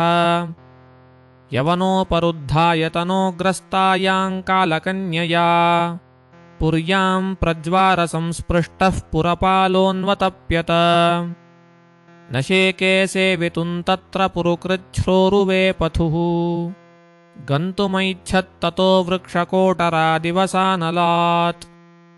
शिथिलावयवो यर्हि गन्धर्वैर्हृतपौरुषः यवनैररिभिराजन्नुपरुद्धोरुरोदः दुहितॄः पुत्रपौत्रांश्च जामिजामातृपार्षदान् स्मृत्वा वसिष्ठं यत्किञ्चित् गृहकोशपरिच्छदम् अहं ममेति स्वीकृत्य गृहेषु कुमतिर्गृही दध्यौ प्रमदयादीनो विप्रयोग उपस्थिते लोकान्तरङ्गतवति मय्यनाथा कुटुम्बिनी वर्तिष्यते कथं त्वेषा बालकाननुशोचति न मय्यनशिते भुङ्क्ते नास्नाते स्नाति मत्परा मयि तुष्टे सुसन्तुष्टा भर्त्सिते यतवाग्भयात् प्रबोधयति मा विज्ञं व्युषिते शोककर्षिता वर्त्मैतद्गृहमेधीयं वीरसूरपि नेष्यति कथन्नु दारकादीना दारिका अपरायणाः वर्तिष्यन्ते मयि गते भिन्ननाव इवो दधौ एवं कृपणया बुद्ध्या शोचन्तमतदर्हणम् ग्रहीतुं कृतधीरेनं भयनामाभ्यपद्यत पशुवद्यवनेनैष नीयमानस्वकङ्क्षयम् अन्वद्रुवन्ननुपथाः शोचन्तो भृशमातुराः पुरीं विहायोपगत उपरुद्धो विहङ्गमः तदा तमेवानुपुरी विशीर्णा प्रकृतिं गता विकृष्यमाणः प्रसभं यवनेन बलीयसा नाविन्दत्तम आविष्टः सखायं सुहृदं परम् तं यज्ञपशवोनेन सञ्ज्ञप्ता ये दयालुना कुठारैश्चिच्छिदुः क्रुद्धाः स्मरन्तो वैशसन्तु तत् अनन्तपारे तमसि मग्नो नष्टस्मृतिः समाः शाश्वतीरनुभूयार्तीः प्रमदासङ्गदूषितः तामेव मनसा गृह्णन् बभूव प्रमदोत्तमा अनन्तरं विदर्भस्य राजसिंहस्य वेश्मनि उपयेमे वीर्यपणां वैदर्भीं मलयध्वजः युधि निर्जित्य राजन्यान् पाण्ड्यः परपुरञ्जयः तस्यां सञ्जनयाञ्चक्रे आत्मजामसिते क्षणाम् यवीयसः सप्तसुतान् सप्तद्रविडभूभृतः एकैकस्याभवत्तेषां राजन्नर्बुदमर्बुदम् भोक्ष्यते यद्वंशधरैर्महीमन्वन्तरं परम् अगस्त्यः प्राग्दुहितरमुपयेमे धृतव्रताम् यस्यान् दृढच्युतो जात इद्मवासात्मजो मुनिः विभज्य तनयेभ्यः क्ष्मां राजर्षिर्मलयध्वजः आरिराधयिषुः कृष्णं स जगामकुलाचलम् हित्वा गृहान् सुतान् भोगान् वैदर्भीमदिरेक्षणा अन्वधावत पाण्ड्येशं ज्योत्स्नेव रजनीकरम् तत्र चन्द्रमदानाम ताम्रपर्णीवरोदका तत्पुण्यसलिलैर्नित्यमुभयत्रात्मनो मृजन् कन्दादिभिर्मूलफलैः पुष्पपर्णैस्तृणोदकैः वर्तमानः शनैर्गात्रकर्षणं तप आस्थितः शीतोष्णवातवर्षाणि क्षुत्पिपासे प्रियाप्रिये सुखदुःखे इति द्वन्द्वान्यजयत् समदर्शनः तपसा विद्यया पक्वकषायो नियमैर्यमैः युयुजे ब्रह्मणात्मानं विजिताक्षानिलाशयः आस्ते स्थाणुरिवैकत्र दिव्यं वर्षशतं स्थितः वासुदेवे भगवति नान्यद्वेदोद्वहन् रतिम् सव्यापकतयात्मानं व्यतिरिक्ततयात्मनि विद्वान् स्वप्न इवामृश्य साक्षिणं विररामः साक्षाद्भगवतोक्तेन गुरुणा हरिणा नृपः विशुद्धज्ञानदीपेन स्फुरता विश्वतो मुखम् परे ब्रह्मणि चात्मानं परं ब्रह्म तथात्मनि वीक्षमाणो विहायेक्षामस्मादुपररामः पतिं परमधर्मज्ञं वैदर्भीमलयध्वजम् प्रेम्णा पर्यचरद्धित्वा भोगान् सा पतिदेवता चीरवासा व्रतक्षामा वेणीभूतशिरोरुहा बभावुपपतिं शान्ता शिखा शान्तमिवानलम् अजानती प्रियतमं यदोपरतमङ्गना सुस्थिरासनमासाद्य यथा पूर्वमुपाचरत् यदा नोपलभेताङ्घ्रावूष्माणं पत्युरर्चति आसीत् संविघ्नहृदया यूथभ्रष्टा मृगी यथा आत्मानं शोचति दीनमबन्धुर्विक्लवाश्रुभिः स्तनावासित्य विपिने सुस्वरं प्ररुरोदसा उत्तिष्ठोत्तिष्ठ राजर्षे इमामुदधिमेखलाम् दस्युभ्यः क्षत्रबन्धुभ्यो बिभ्यतीं पातुमर्हसि एवं विलपति बाला विपिने नुगता पतिम् पतिता पादयोर्भर्तुरुदन्त्यः शून्यवर्तयत् चितिन्दारुमयीं कृत्वा तस्यां पत्युः कलेवरम् आदीप्य चानुमरणे विलपन्ती मनो दधे तत्र पूर्वतरः कश्चित् सखा ब्राह्मण आत्मवान् सान्त्वयन्वल्गुना साम्ना तामाह रुदतीं प्रभो का त्वं कस्यासि को वायं शयानो यस्य शोचसि जानासि किं सखायं मां येनाग्रे विचचर्थः अपि स्मरसि चात्मानमविज्ञातसखं सखे हित्वा मां पदमन्विच्छन् भौमभोगरतो गतः हंसावहं च त्वं चार्यसखायौ मानसायनौ अवात्स्वरमणौ चोभौ सहस्रपरिवत्सरान् स त्वं विहाय मां बन्धो गतो ग्राम्यमतिर्महीं विचरन् पदमद्राक्षीः कयाचिन्निर्मितं स्त्रिया पञ्चारामन्नवद्वारमेकपालं त्रिकोष्ठकम् षट्कलं पञ्चविपणं पञ्चप्रकृतिस्त्रीधवम् पञ्चेन्द्रियार्था आरामाद्वारोघ्राणादयः प्रभो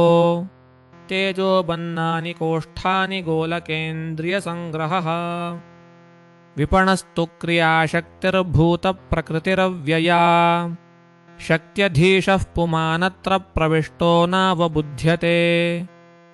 तस्मिंस्त्वं रामया स्पृष्टो रममाणो हतस्मृतिः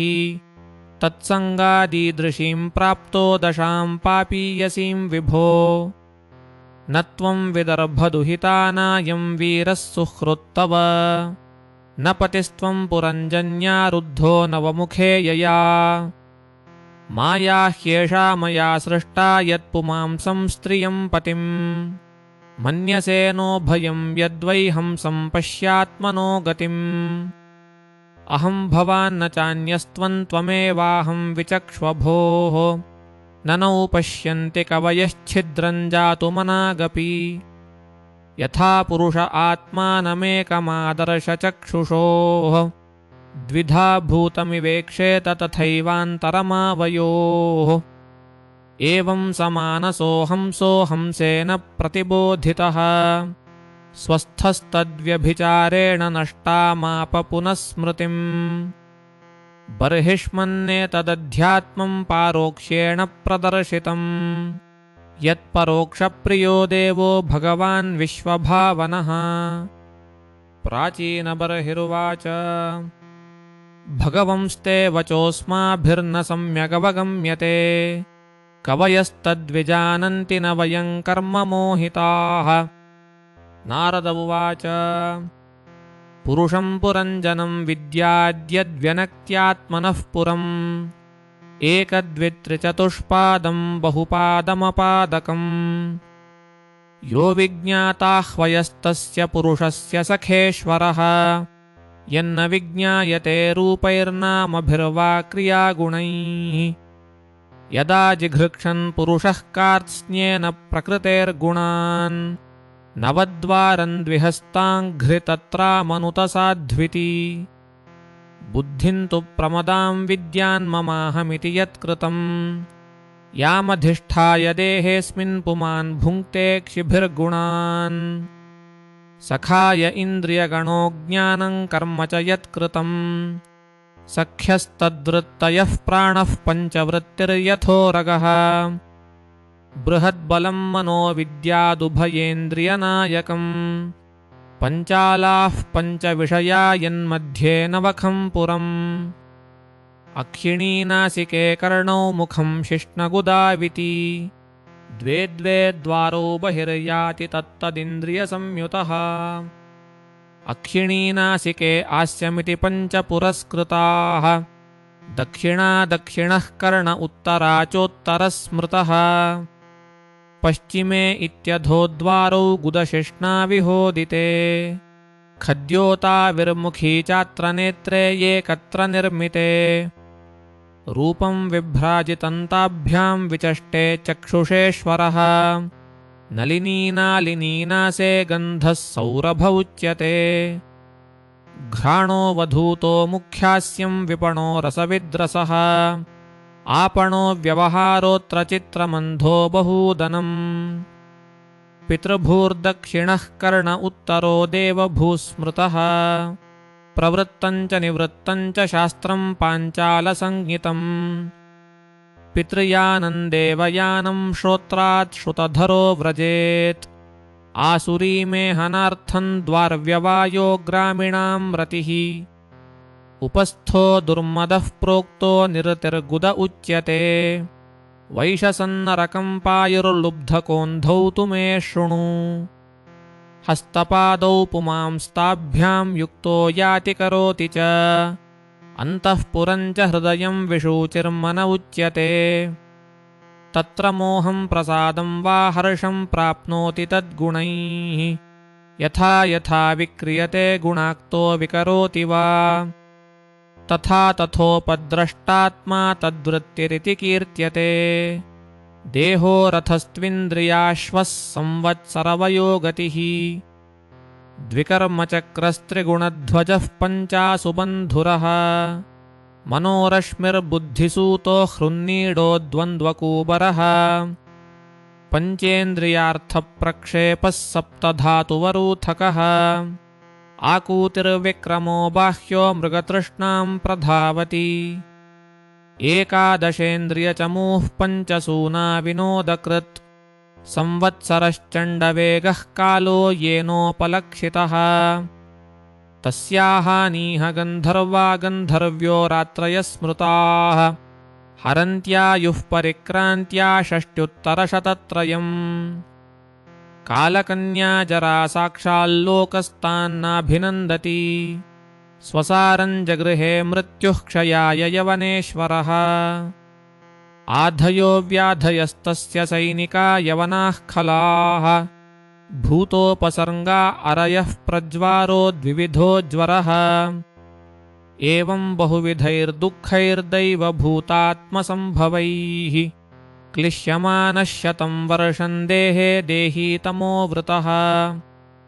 प्राणेन्द्रियमनोधर्मान् आत्मन्यध्यस्य निर्गुणः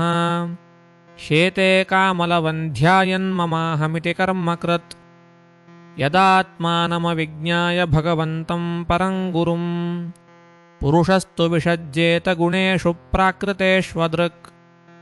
गुणाभिमानी स तदा कर्माणि कुरुते वशः शुक्लं कृष्णं लोहितं वा यथा कर्माभिजायते शुक्लान् प्रकाशभूयिष्ठान् लोकानाप्नोति कर्हिचित् दुःखोदर्कान् क्रियायासान् तमःशोकोत्कटान् क्वचित् क्वचित् पुमान् क्वचिच्च स्त्री क्वचिन्नो भयमन्धधीः देवो मनुष्यस्तिर्यग्वा यथा कर्मगुणं भवः क्षुत्परीतो यथा दीनः सारमेयो गृहं गृहम् चरन् विन्दति यद्दिष्टं दण्डमोदनमेव वा तथा कामाशयो जीव उच्चावचपथा भ्रमन् उपर्यधो वा मध्ये वा याति दिष्टं प्रिया प्रियम् दुःखेष्वेकतरेणापि दैवभूतात्महेतुषु जीवस्य न व्यवच्छेदस्याच्चेत्तत्तत्प्रतिक्रिया यथा हि पुरुषो भारं शिरसा गुरुमुद्वहन् तं स्कन्धेन स आधत्ते तथा सर्वाः प्रतिक्रियाः नैकान्ततः प्रतीकारः कर्मणां कर्म केवलम् द्वयं ह्यविद्योपसृतं स्वप्ने स्वप्न इवानघ अर्थे ह्यविद्यमानेऽपि संसृतिर्न निवर्तते मनसा लिङ्गरूपेण स्वप्ने विचरतो यथा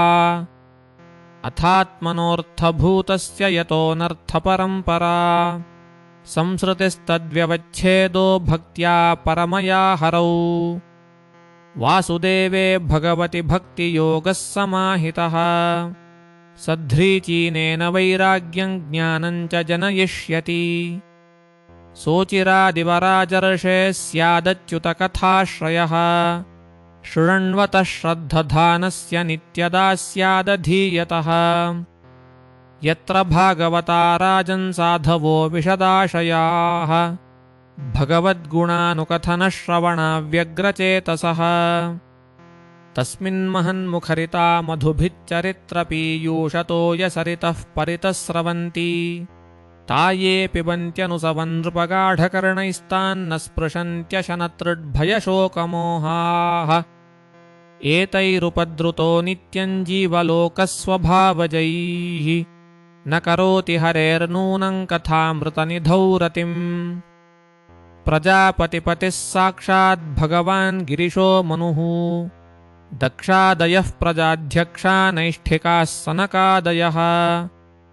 मरीचिरत्र्यङ्गिरसौ पुलस्त्यः पुलहः क्रतुः भृगुर्वसिष्ठ इत्येते मदन्ता ब्रह्मवादिनः अद्यापि वाचस्पतयस्तपो विद्यासमाधिभिः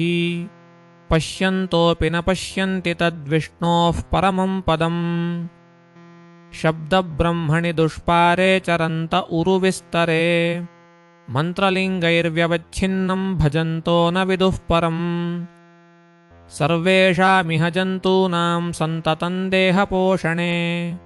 अस्ति प्रज्ञा समायत्ता को विशेषस्तया नृणाम् लब्ध्वेहान्ते मनुष्यत्वं हित्वा देहाद्यसद्ग्रहम् आत्मसृत्या विहायेदं जीवात्मा स विशिष्यते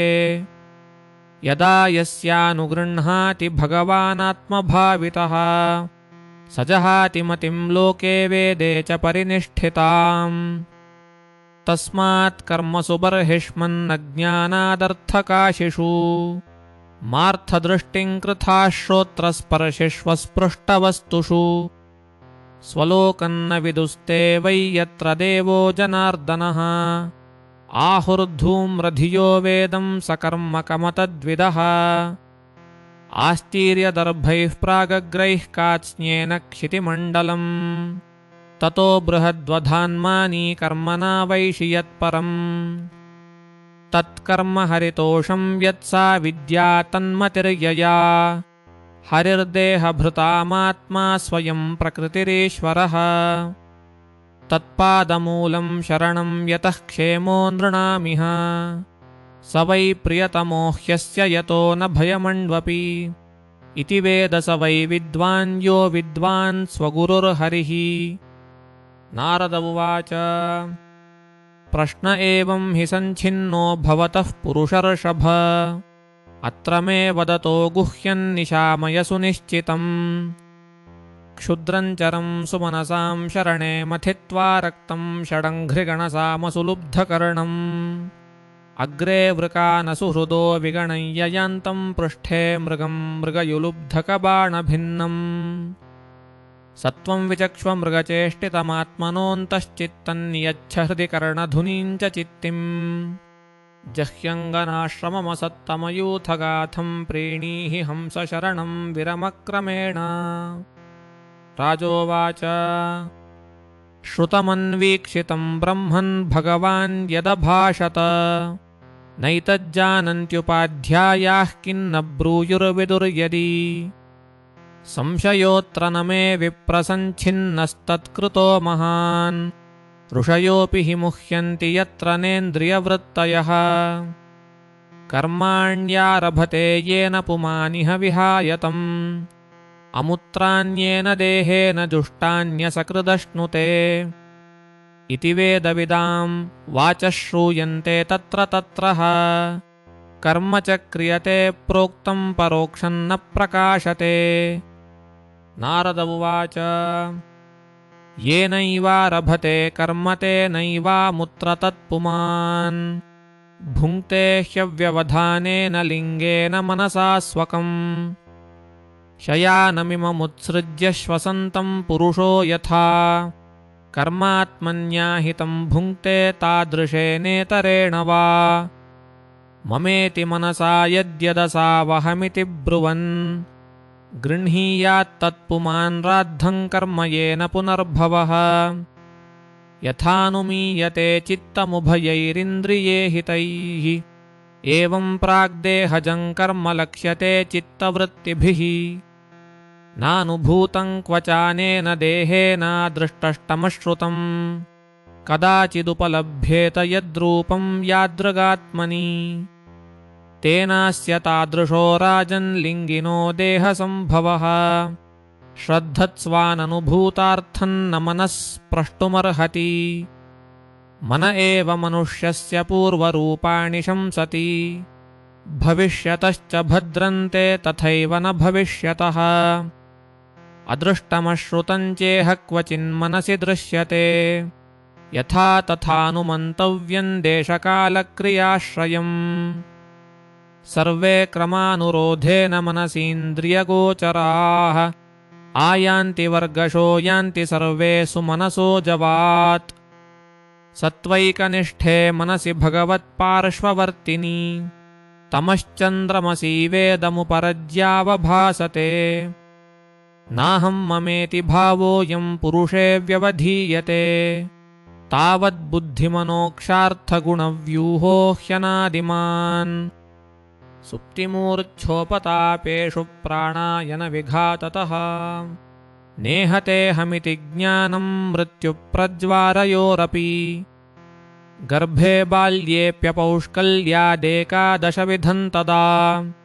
लिङ्गन्न दृश्यते यूनः कुह्वाञ्चन्द्रमसो यथा अर्थे ह्यविद्यमानेऽपि संसृतिर्न निवर्तते ध्यायतो विषयानस्य स्वप्नेनर्थागमो यथा एकं पञ्चविधं लिङ्गं त्रिवृत्षोडशविस्तरम् एष चेतनया युक्तो जीव इत्यभिधीयते अनेन पुरुषो देहानुपादत्ते विमुञ्चति हर्षं शोकं भयं दुःखं सुखं चानेन विन्दति यथा तृणजलूका च नोपयात्यपयाति च न त्यजेन्म्रियमाणोऽपि प्राग्देहाभिमतिं जनः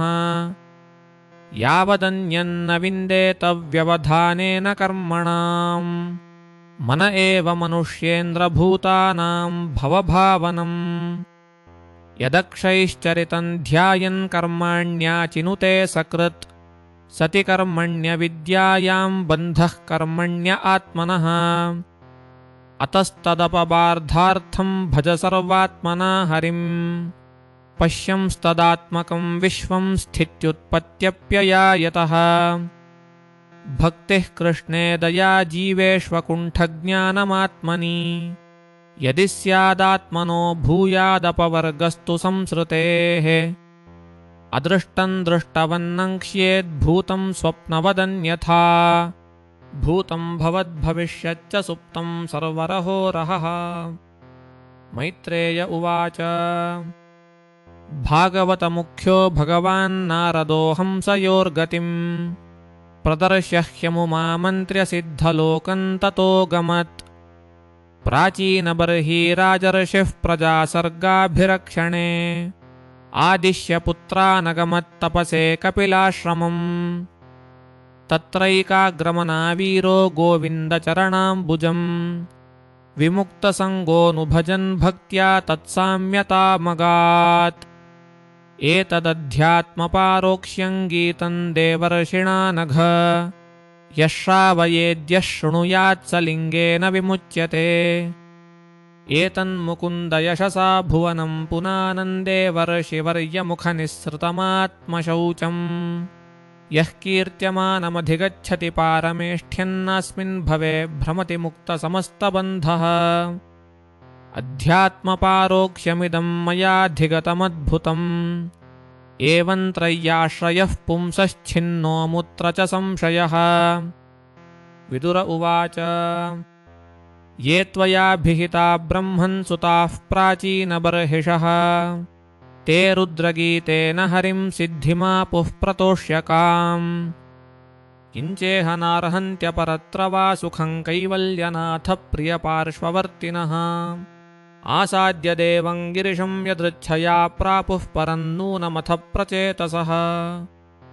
मैत्रेय उवाच प्रचेतसोऽन्तरुदधौ पितुरादेशकारिणः जपयज्ञेन तपसा पुरञ्जनमतोषयन् दिव्यवर्षसहस्रान्ते पुरुषस्तु सनातनः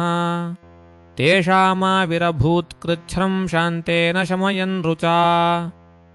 सुपर्णस्कन्धमारूढो मेरुशृङ्गमिवाम्बुदः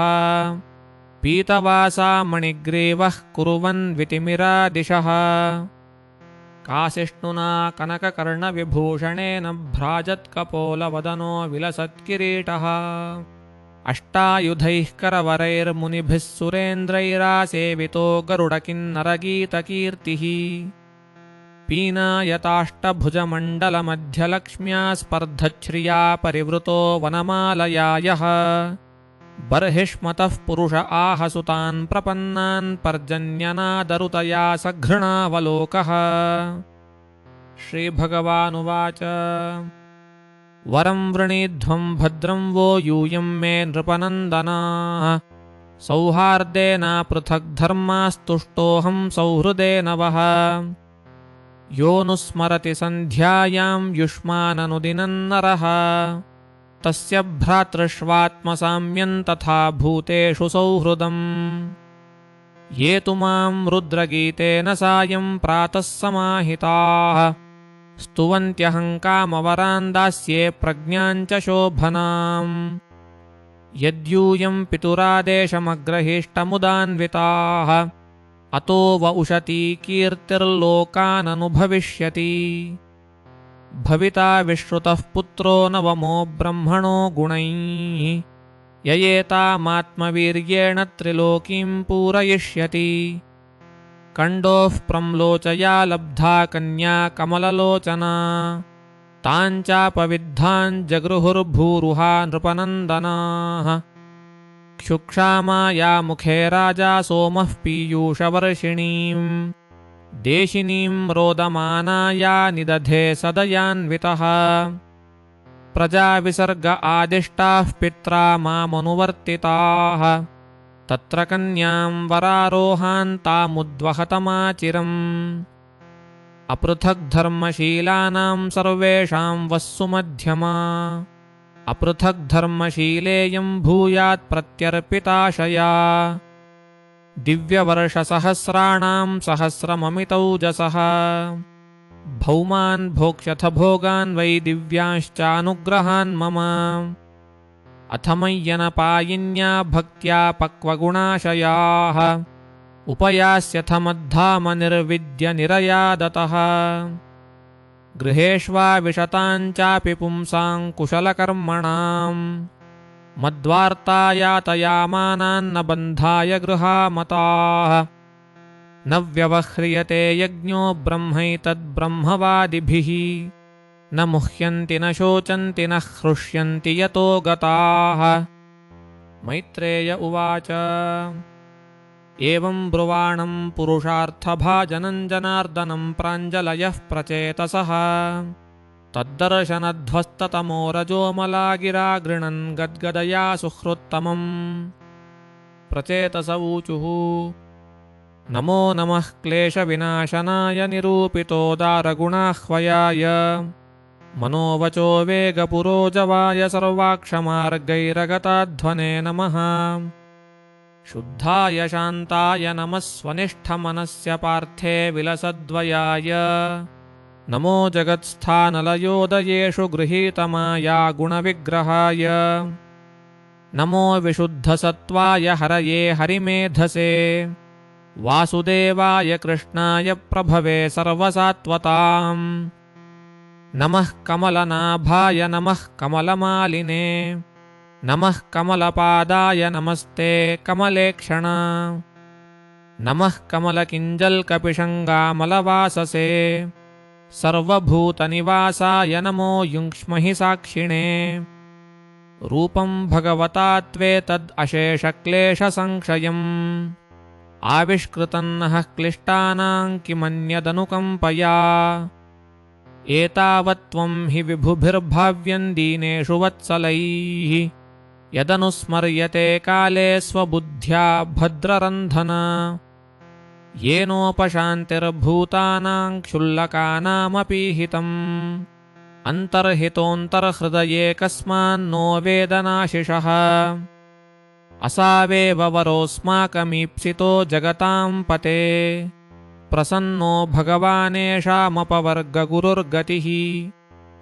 वरं वृणीमहेऽथापि नाथ त्वत्परतः परात् न ह्यन्तस्त्वद्विभूतीनां योऽनन्त इति गीयते पारिजातेऽञ्जसा लभ्ये सारङ्गोऽन्यन्न सेवते त्वदङ्घ्रिमूलमासाद्य साक्षात् किं वृणीमहे यावत्ते मायया स्पृष्टा भ्रमाम इह कर्मभिः तावद्भवत्प्रसङ्गानां सङ्गस्यान्नो भवे तुलयामलवेनापि न स्वर्गं न पुनर्भवम्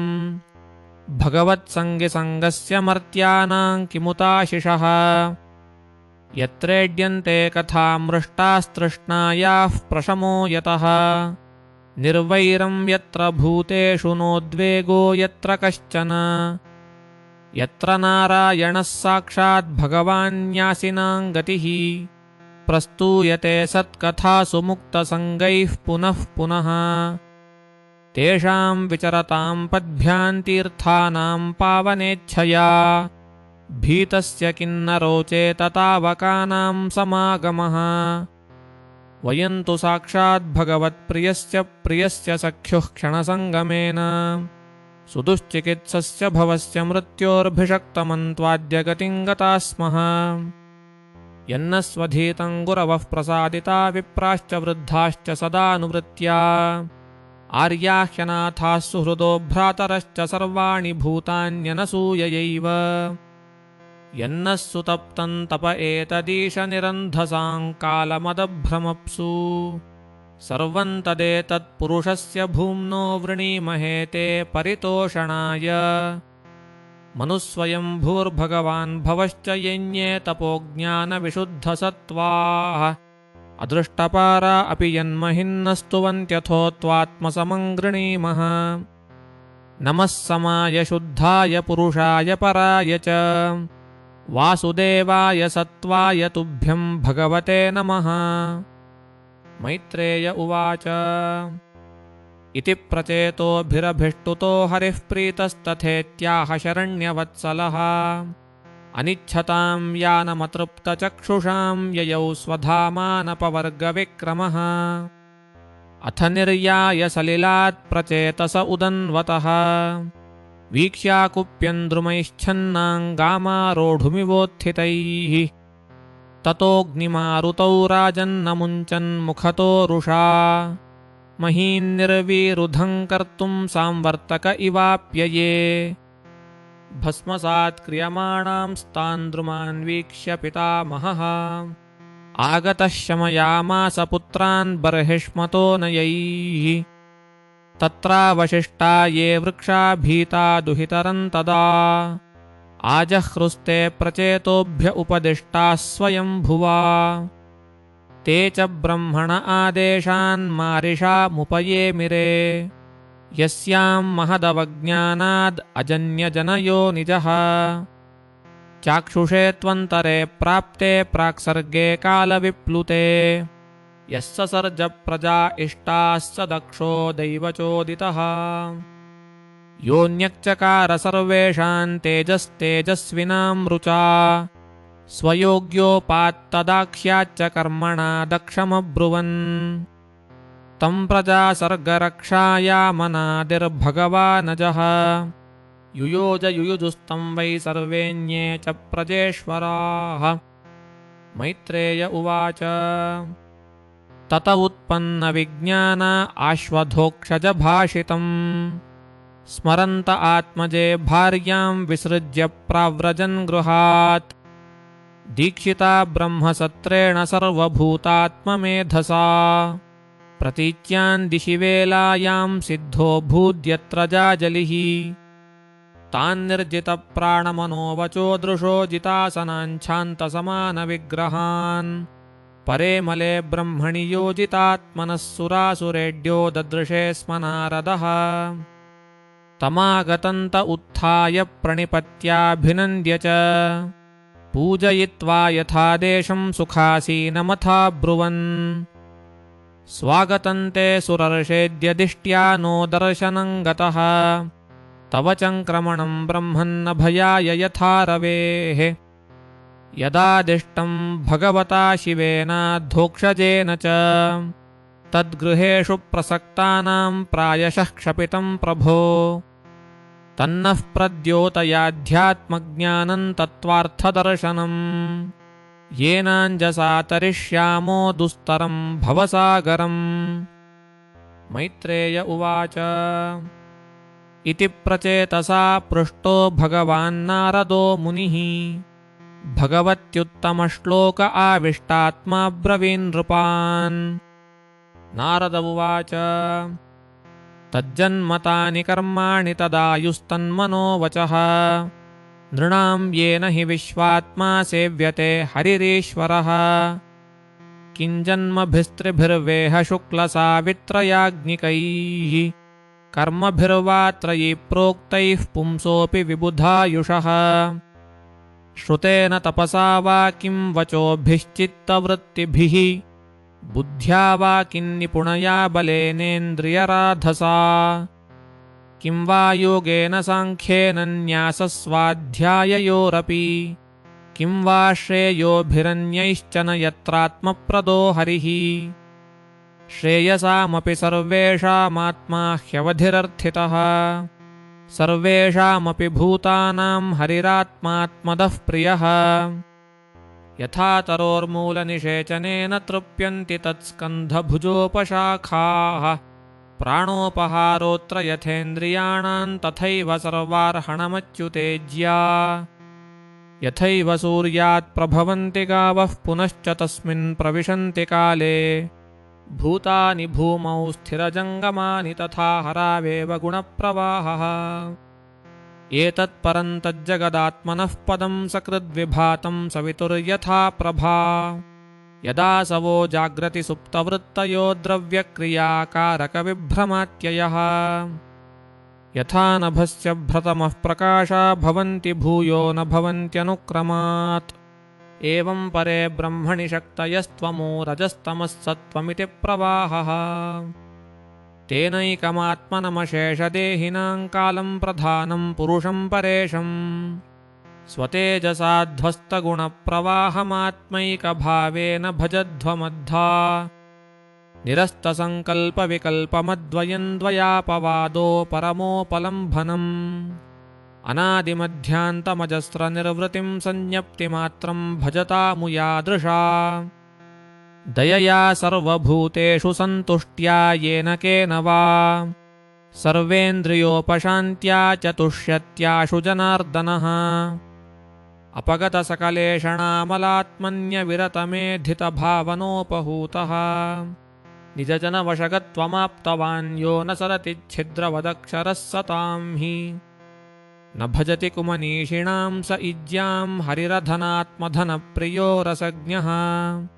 श्रुतधनकुलकर्मणां मदैर्ये विदधति पापमकिञ्चनेषु सत्सु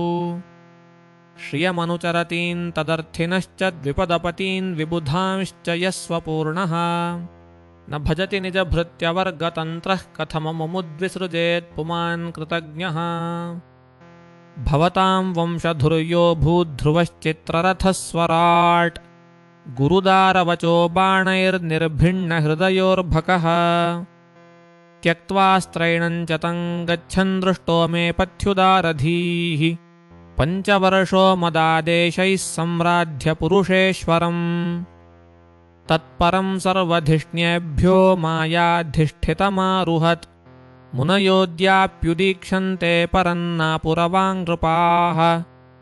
तं यूयं सर्वभूतानाम् अन्तर्यामिणमीश्वरम्